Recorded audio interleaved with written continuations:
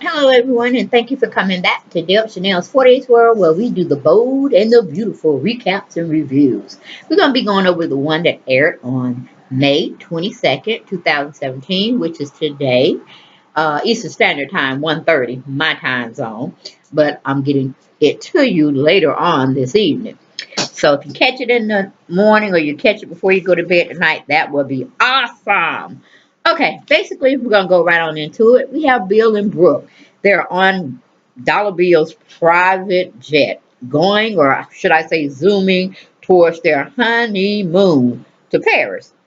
I personally thought it was going to be in Monte Carlo or some other exotic place, but hey, they want to go to Paris, Gay Paris, land of opportunity for love and romance. Go ahead, feel fitting, be done with it.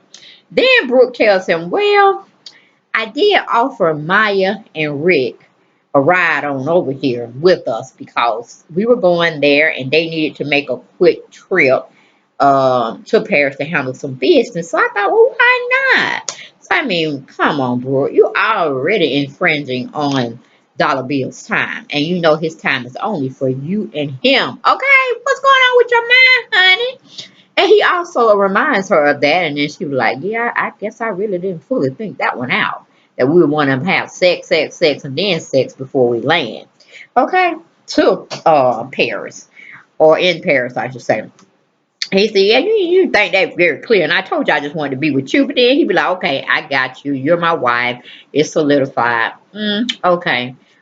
Well, technically, it's not really solidified until it gets filed at the court office, which could take a couple of days. But then again, Dollar Bill makes things open when they're actually closed. So he probably got it already on paper. It's just drying as we speak. But anyway, moving on from there, they go on and get a quickie in uh, before Maya and Rick gets to the plane. We move on to Rick and Maya. They're at Brooke's house.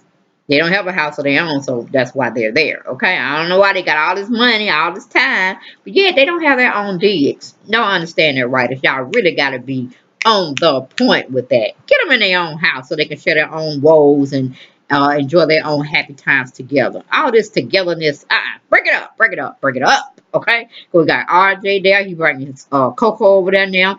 We got Ridge visiting unnecessarily. So I don't know, is that gonna become RJ and Maya and Rick's house now, since you're gonna be living with Bill? You don't need that big old mansion. So I guess you could leave it to your kids. I guess you could do that. All right. So then where are we now? Rick and Maya are, at the home, and we got Zende and T Dot, as I refer to him as. We got baby girl Nicole. They all talking amongst themselves, and they have their own private sidebar conversations. And Maya gets called from her babysitter, pretty much saying she can't make it. But she could probably catch up with her in a day or so. She had a family emergency. And they're trying to jet off to Paris. And they're like, oh, what are we going to do? I'm like, see, you should always have a backup nanny just in case they're first one that you really, really like have issues, because that's life. That's daily living. Things come up. So anyway, Rick and Maya are talking amongst themselves about it. And Nicole, with her nose herself, kind of overhears everything after they've discussed Brooke and Bill's wedding and this, that, and the third. And they're telling them that they got to go handle some business in Paris, and they don't really want to take. Well, hey, let's just say Rick don't really want to take baby girl Nicole. I mean, baby girl Lizzie. But and I don't understand what Maya talking about either. She talking she's gonna be in a lot of photo shoots, sessions and this, that, and that. And there's no time to be passing your baby off to strangers, pretty much. Even though, I'm pretty sure she knows a lot of people in Paris under the Force Camp Creations umbrella on their parish division, but still, you want somebody that you know gonna take care of your baby and like it with their own. So she basically accepts Nicole's offer to watch the baby, and just until she can find a nanny. And they all excited and stuff of that nature because, of course, Nicole is feeling herself. She's feeling her maternal clock ticking. And, hey, Rick just want a solution because he got to go. He about all that business. When he family time, he family time. When he business time, he business time. So he like, oh, thank you guys. We'll straighten y'all out when we get back. And they hurry on out the house. Then we got Brooke and Bill back at the plane. Brooke is telling Bill she belongs to him, nobody else, forever and ever and ever. Forever, ever, forever, ever. Yes, that's what they say. But then they say nothing lasts forever, right? Because there's death. So come on. Okay, but anyway, that was my sidebar. Then they go on and embrace one another, and then they both are remembering old times, past times, good times spent together. Okay, then they start to think about consummating their marriage. And I'm like, hell, they don't slept with each other for how long? But okay, we got to go by tradition, when they definitely are not traditional people. They go on and do the nasty. They go on and have the mumbo bumbo jumbo, bumping, grinding, whatever we call it these days. They have that session. And then we go to Rick and Maya. They're a desperate trying to find a nanny still, but like I said, they enlist what do you call it? Nicole and Zenday's help. And it's okay. So we go to commercial, then we come back.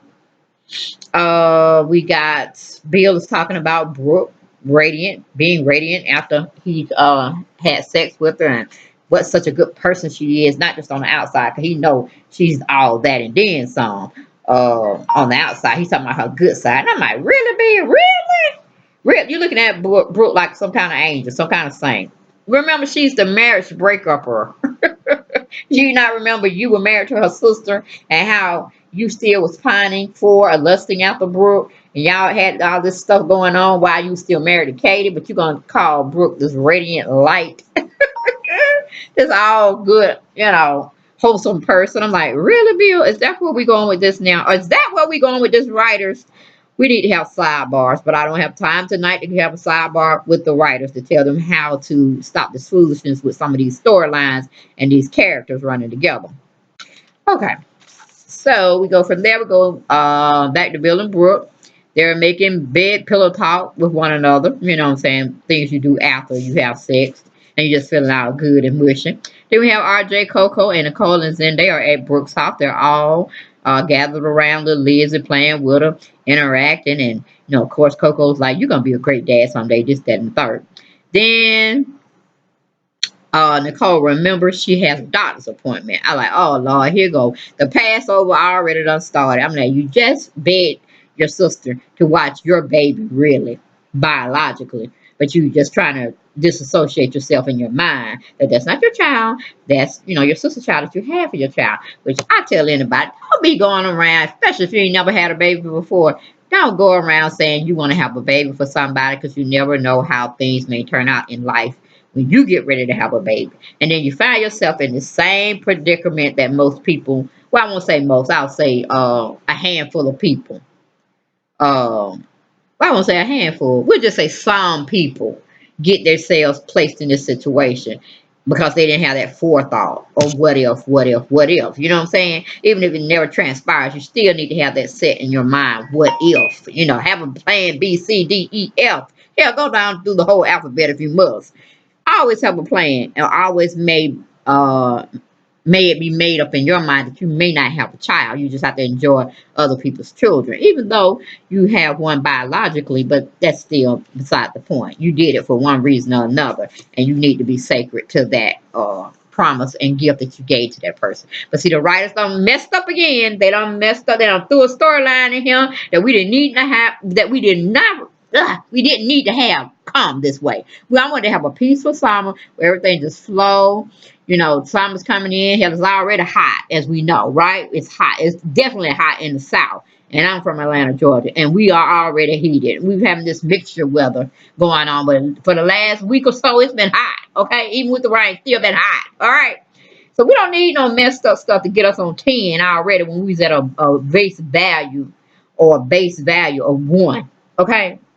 They're gonna make me go to 1,000 with the storyline that they gave me today on trying to flip flop between babies, who's really the mother, who's really not the mother. And Bill made a very good point, very very good point, because they end up telling Bill that what's her name, baby girl Nicole and T Dot or Zendash, y'all know him, were actually babysitting for them until they could find a nanny. Since it was just short notice, and the nanny had, what do you call it, flaked out on them because she had an emergency.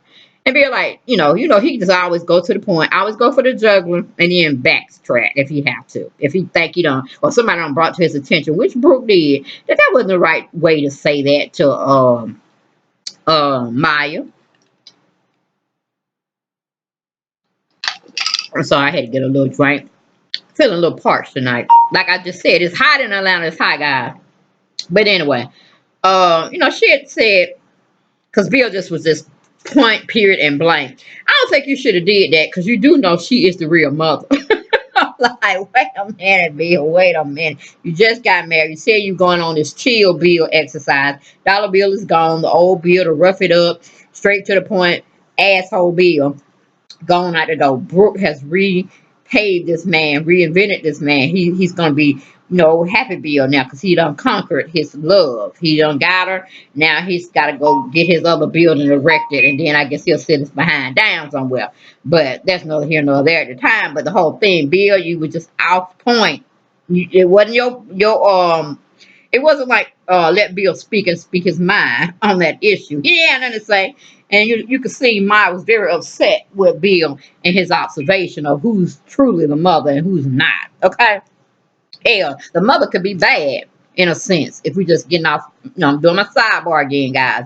When, you have a person that actually birthed a child, but if they don't treat the child with no nurturing and loving, then that's when you call that person don't deserve to have that child. But, I mean, Maya had done nothing but love this child. And even though she's not biologically her child, that's her child. You know what I'm saying? That's just how people get adopted. You may not have that person as your biological mother or father, but they rescued you from a um, system filled with other kids that have been tossed aside, or something may have happened tragically to your parents that they weren't able to take care of you or whatnot, and you were kind of forced to live with somebody else, but they raised you like like you their own. Then it's like, okay, come on, that's your mother, that's your father. Families don't always have to be born into a loving family. Sometimes you can find a loving family with just total strangers, that just have a good humanity side to them and want to see the best for you. Okay, so that was just my sidebar. Because I'm like, don't ever do it if you think you are not going to be able to handle it later on down the road, that your child is being called or they're calling someone else their mother and father, but you had to give them up for whatever reason. That's why they have closed adoptions as well. But moving on from that situation, I just like, she had said she was gonna watch the baby. That's what she said. Then she done passed up the baby and put the baby on Zenday. And then who Zenday gonna pass it off to Coco and RJ? They ain't said they were gonna watch no baby. They wasn't even there when they were talking about watching no baby. Okay, now baby girl Nicole took her behind onto the doctor's office to see whether or not she can have a baby. Okay, and then left the poor Lizzie with Zenday crazy behind, you know. But he's not all that crazy because he was very, very much so tending to her while she was going to her doctor's appointment, because he showed Dawn wasn't doing no sketching or reviewing any designs he may have been working on previously. But okay, we're moving on from that situation. We have Dollar Bill.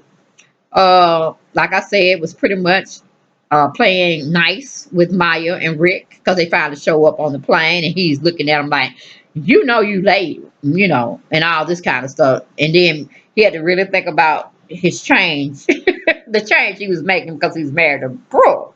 So he's like, okay, let them just know time is, we don't care about time no more. And then Rick said, oh, we're talking about business. And then he said, my man, you on dick, okay? And then he was like, well, we're going to chill with this situation. My plane, Sue plane. Okay? My casa, Sue casa. So that's basically what he said about his jet. Feel free, come on in. Then we get the baby girl Nicole. Finally, it's at her doctor's office, and she starts to talk about her babies and how happy things. Well, she's talking about having babies and how happy her life would be once she can secure a baby of her own, etc., etc., etc. Then the doctor starts to look at Nicole with that I'm concerned look. I'm like, oh no, here we go again with that BS. The crazy storylines. I mean, we need a break, writers. We don't need any more nonsense writing material. Let's just keep it smooth sailing with at least one of our couples on the show. Give me a chance to wait until this hot heat, exasperates itself and it's going about its business, and we into another whole season, which is fall, for you to cut up. Fall 2017 is what I needed y'all to do. Y'all didn't want to wait. Y'all just didn't want to wait. Y'all want to bring this bogus storyline here and give it to us for the summer. And where's Sasha at anyway? Where is Sasha? We moving on from now. Can we go to a commercial? We come back. We have Miles looking at her phone. She's looking at all the baby girl Liz's pictures she can drum up. Bill and Rick and Brooke are picking on her like, wait a minute, didn't you just leave that baby? Come on now. So they're giving her a hard time. Then we have Zendaya's telling RJ and Coco while he's watching baby Liz, and he can't wait until he has a baby of his own. I said, yeah, T-Dot, fall back. You didn't even want to be bothered with baby girl Nicole when she was carrying the baby. So, get away from me. I can't stand this. Writers, the storyline is flatlining. Okay. Then we go to the doctor. The doctor's asking Nicole some very important questions, some key questions about her life, how it is now, what she's involved with, the situation about the baby she had to give away, and her physical and mental state, of course. That's very important. Then Nicole is talking a mile a minute, but she does tell the doctor she's been having just some little pain in her stomach area. And the doctor said, oh, your pelvic area. Okay, that helps me a lot to understand what I got to tell you now. We go to commercial, we come back. The doctor tells Nicole she has a medical condition called, wait a minute, amenorrhea. Amenorrhea. Nicole looks confused and concerned. Okay, then we got the crew still taking care of baby Liz, still talking, small talk. Coco is assuring Zendaya he will be a great father one day, blah, blah, blah, blah. And then Bill's bringing up that, was that a mistake? Because you definitely are not the mother of baby Liz. You do recognize that, in your mind, right? I'm just saying, because that's a bad idea to be having your sister spending a lot of time with your daughter that she actually birthed for you. You understand where I'm going with it? I'm like, damn, Bill, take another drink. Take another drink. Because you don't open up your mouth. Evidently, that sex wasn't good, or maybe it was good and you just loose at the lips. I don't know. Is it alcohol, or is it just you being loose at the lips? Which one, Bill? Which one? Chill Bill. You might need to go back to Dollar Bill, because Chill Bill just running his mouth too much. Just running too, especially on a personal note. In business, you got me all day, every day, because that's what you do. But you getting it for business now. You're getting it for business. So, Maya was kind of taken back by the response that Bill gave her. Like, what are you talking about? Are you serious? That is my baby. And he's like, well, technically, no, it's not. It's not your baby. And then Brooke has to say, did they come in and save Bill from his catastrophe of the tone and what he let come out of his mouth? It just wasn't pliable. It wasn't pliable, y'all. It was. Woo! You couldn't even eat it. It wasn't even taste worthy. How Bill put it to Maya about who baby that really is. So she kind of get a little disgusted with Bill. Brooke tries to settle things down, to be back on an even keel, try to somewhat change up the subject. Then Rick chimes in, and he taking up for his wife, like, but we know what's going on.